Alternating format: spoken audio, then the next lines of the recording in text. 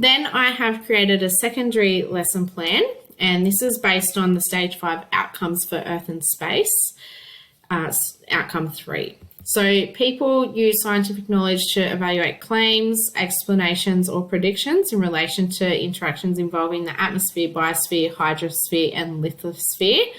So students just need to evaluate scientific evidence of some current issues affecting society that are the result of human activity on global systems.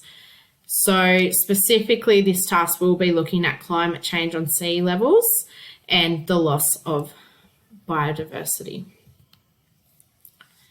So there are a range of little activities to do within this lesson. The first one is to just, as a class, look at this diagram on climate change and discuss it for 3 minutes. The second part is icebreaker questions. I really like these. I think that they are a great conversation starter. I feel like we need to have more questions like this in life.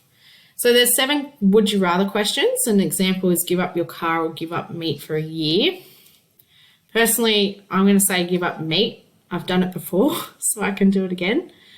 But obviously, like, the less you drive your car, the better for the environment, which is good. Like, since living out here, I haven't really driven my car. I live right on the main street, so everything's within walking distance. So I'm only really driving my car to work. And then there are 5 are you more worried about questions. These are also good to think about. So there's dangerous heat waves or a rising sea level. Both are pretty important to be worried about. I'm going to go with rising sea levels. That would be my pick. So it'd be awesome to see what the kids come up with and what they talk about and their opinions on these things. The third task of this lesson is a climate change quiz. It is all multiple choice. It should only take about 5 minutes for the students themselves to work through, or you as a class to work through. Then the fourth task is just 3 videos. It should only take 10 minutes to watch all of these. And this is just to start to introduce the idea of sea level rise. So the first video is looking at the causes and effects of global warming. The second video is rising tides, understanding sea level rise. And the third one is the top 10 countries in danger. So this is all to just introduce the biggest part of this lesson. Then there is a video and questions on coastal erosion, which then leads to the biggest part of this lesson, which is looking at sea level rise as a simulation study. So students just have to go to a website. They can choose one location to study the impacts of sea level rise in depth. They need to note down the sea level rise settings they have chosen.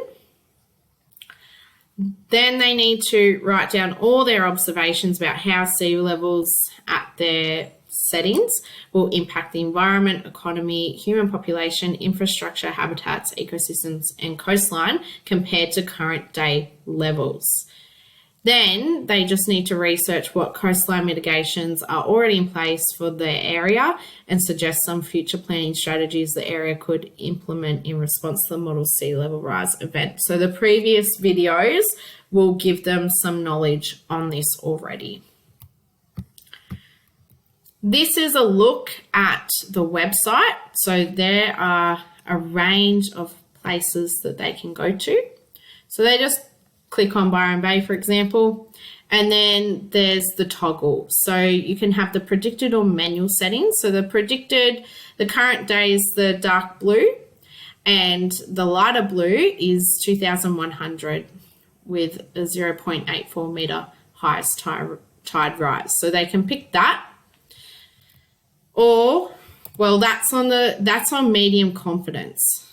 Or there's very low confidence, which obviously there's a big difference. So there's the highest tide at plus 2 metres, or there's in 2,100, or 2,150, which has a plus 5 metre highest tide rise compared to current levels. So they can pick those, or they can do manual.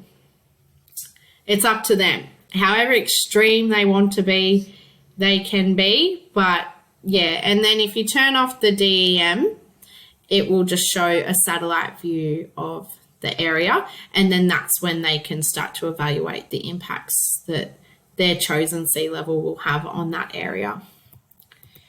And if they want to, they can look up any place in this search bar and have the simulation model sea level rise in that area.